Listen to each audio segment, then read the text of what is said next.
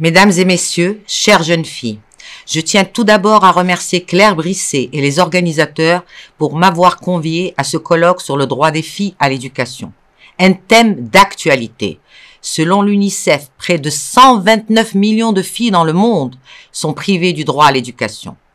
Cette privation des filles de leur droit à l'éducation est la résultante de plusieurs facteurs qui sont souvent interreliés, tels qu'entre autres la montée du conservatisme et un recul sur l'égalité et les droits des femmes dans certaines régions, la discrimination et les stéréotypes liés au genre, la persistance des mariages précoces et ou forcés, les grossesses précoces et le travail des filles, la pauvreté et les disparités sociales qui sont exacerbées par les conflits, les déplacements forcés, la crise climatique, l'insécurité alimentaire, la difficulté d'accès linguistique, géographique, économique et au physique aux établissements éducatifs, l'insécurité autour et au sein des écoles.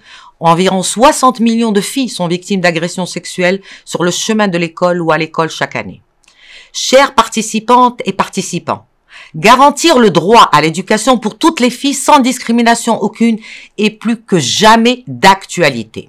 Cela revient à investir dans une éducation qui se veut inclusive, sûre, équitable et de qualité. Une éducation qui transforme les normes sociales pour l'égalité de genre.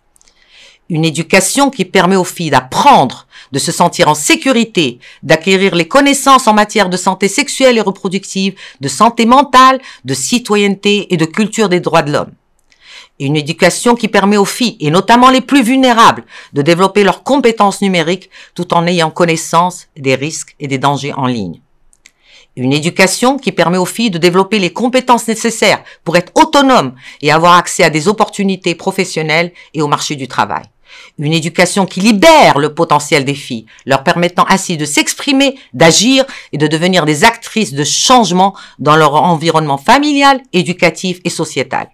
Une éducation qui implique les filles dans la conception, la mise en œuvre et l'évaluation des programmes scolaires.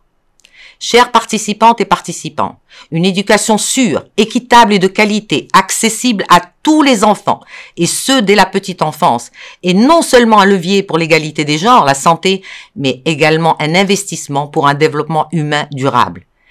Investir dans une éducation inclusive, sûre, équitable et de qualité, une éducation transformative, contribue également à prévenir et réduire les mariages et grossesses précoces, les violences et discriminations basées sur le genre. L'horloge tourne. Il nous reste moins de 6 ans pour atteindre les objectifs de l'agenda 2030. Il est temps d'agir, agir vite, agir ensemble. Merci pour votre attention.